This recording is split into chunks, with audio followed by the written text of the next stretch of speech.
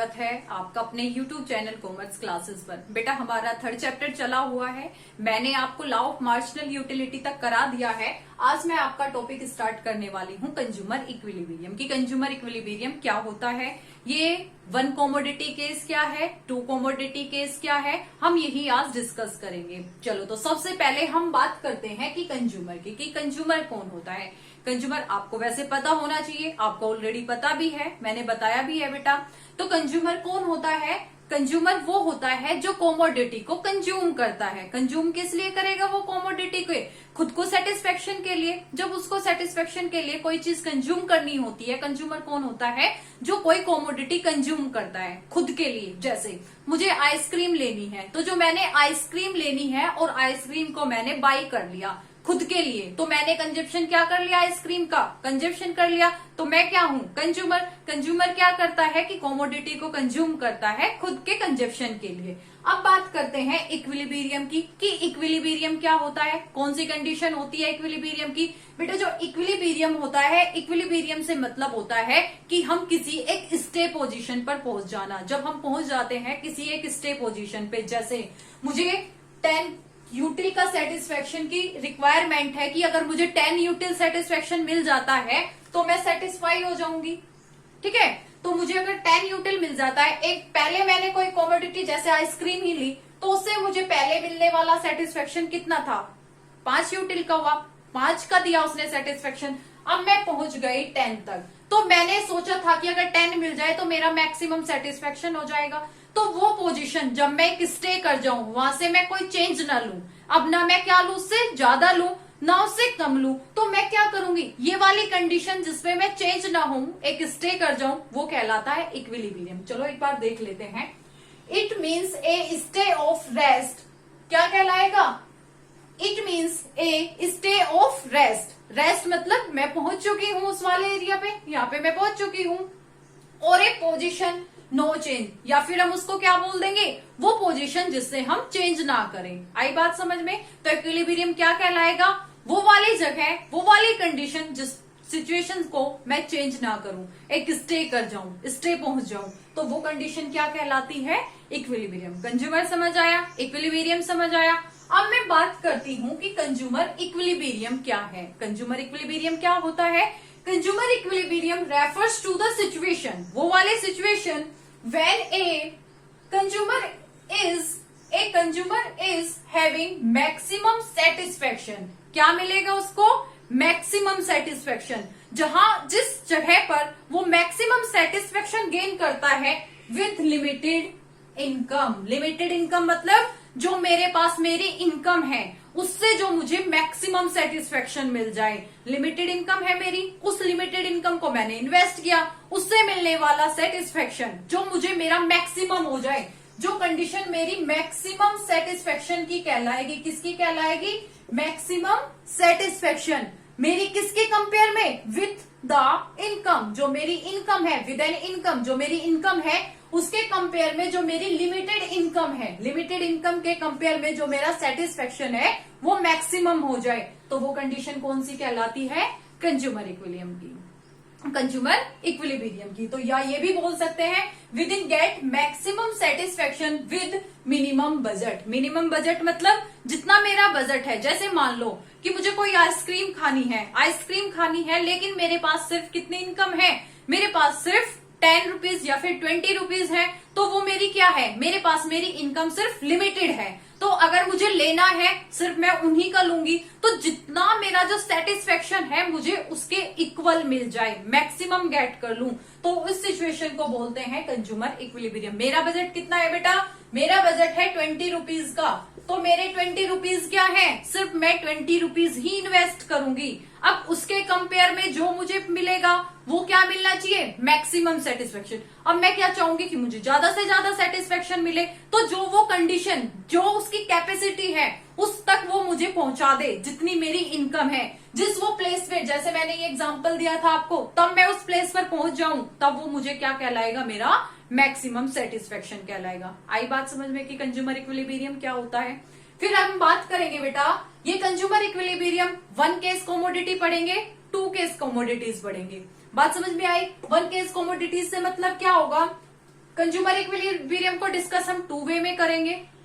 एक होता है बेटा कार्डिनल अप्रोच में करेंगे। कार्डिनल अप्रोच से मतलब होता है इस चीज को डिफाइन हम न्यूमेरिकल वैल्यू में करते हैं। न्यूमेरिकल वैल्यू मतलब 1 2 3 4 ये हमारी न्यूमेरिकल वैल्यू होती है। तो क्या होगा कि जो कंज्यूमर इक्विलिब्रियम है उसको दो वे में हम इसको डिस्कस करेंगे। किसमें? वन कमोडिटी केस और two commodity case. One commodity case से मतलब consumer spends is entire income, अपनी वो जो इनकम है एंटायर इनकम है ऑन ए सिंगल कमोडिटी। अगर वो किस पे स्पेंड कर दे?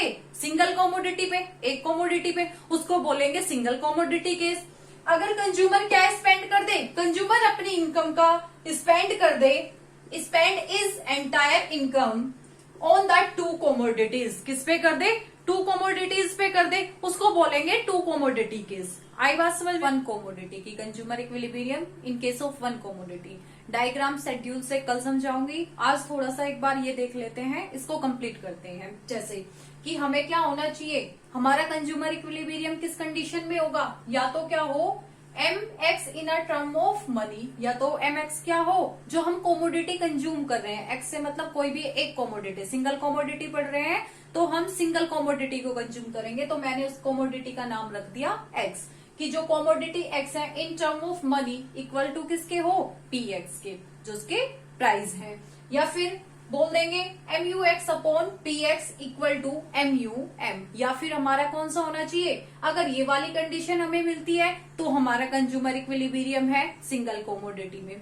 ठीक है बेटा, तो एक बार ये समझते हैं। MUX मतलब marginal utility of good X। कि मार्जिनल यूटिलिटी लास्ट वीडियो में देखा था कि मार्जिनल यूटिलिटी क्या होता है, कि marginal utility of good X, जो गुड्स X हम परचेज कर रहे हैं उसकी मार्जिनल यूटिलिटी। PX मतलब price of A commodity X, जो हम कॉमोडिटी X ले रहे हैं उसके प्राइस की प्राइस क्या है। जैसे MUX अपॉन PX, ये क्या होता है? MUX अपॉन PX मतलब यूटिलिटी पर रूपी। यूटिलिटी पर रूपी से मतलब क्या है कि जो यूटिलिटी है वो क्या हो? पर रूपी हो। जैसे मान लो कि अगर आपने 10 रुपीज को इन्वेस्ट किया तो उससे आपको कितने यूटिल का सेटिस्फेक्शन मिला? 200 यूटिल्स का आपको सेटिस्फेक्शन मिला। अगर आप 10 रुपीज को इन्वेस्ट करते हो तो 10 रुपीज को मैंने बता दिया कि 10 रुपीज को अगर आप इन्वेस्ट करोगे तो कितने यूटिल्स का सेटिस्फेक्शन मिलेगा? 200 का। तो अब मैंने पूछा कि मुझे बताओ कि 1 रुपी का कितना यूटिल सेटिस्फेक्शन होगा 1 यूटिल का। अब 1 यूटिल का अगर आपको सेटिस्फेक्शन निकालना है तो हम कैसे निकालेंगे कि हमें इसको डिवाइड दे देंगे 10 से, तो हमारा पर रुपीज निकल के आ जाएगा। तो 200 को डिवाइड किससे दे देंगे? 10 से, तो कितना निकल के आया? 20 यूटिल। अगर मैं बात करूं कि 1 रुपीज को मैंने इन्वेस्ट किया तो कितना यूटिल मिलता है मुझे मिलता है 20 यूटिल्स। ये बात क्लियर है कि अगर मैंने 10 रुपीज इन्वेस्ट किया है तो मुझे कितने यूटिल मिल रहा है? 200 यूटिल्स मुझे सेटिस्फेक्शन मिल रहा है उससे। तो अगर मैंने 1 रुपीज को इन्वेस्ट किया तो 1 रुपीज से मुझे कितना मिलेगा? तो कैसे निकाला? तो ये यूटिलिटी मतलब MUX, ये क्या है? यूटिलिटी मतलब MUX, जो वो कोमोडिटी है उसको डिवाइड दे देंगे जो उसके प्राइजेस हैं। तो क्या किया मैंने? MUX upon PX। मेरा MUX कितना है? 200। प्राइस कितना है? 10। तो मेरा निकल के आ गया कितना? 20 यूटिल निकल के आ गया। 20 यूटिल्स, तो 1 रुपीज किसके इक्वल होगा इन term of rupee?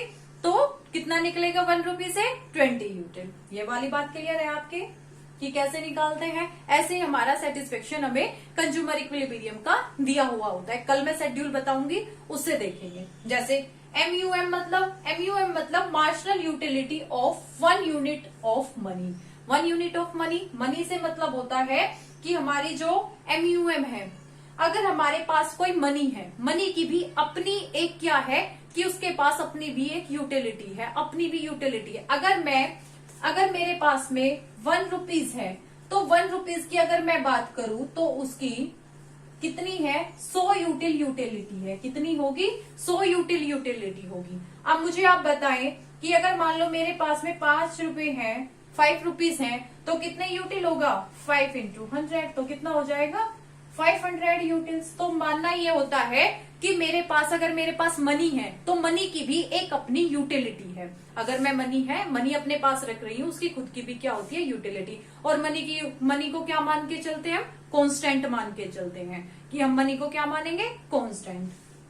MUX in a term of money, कि MUX in a term of money से मतलब क्या है कि ये किसकी फॉर्म में निकल के आ जाए, कि मनी की फॉर्म में। हमें क्या निकालना होता है कि हमने MUX मतलब कितना इन्वेस्ट किया, हमारे यूटिलिटी हमें कितनी मिली, किसकी फॉर्म में, मनी की फॉर्म में।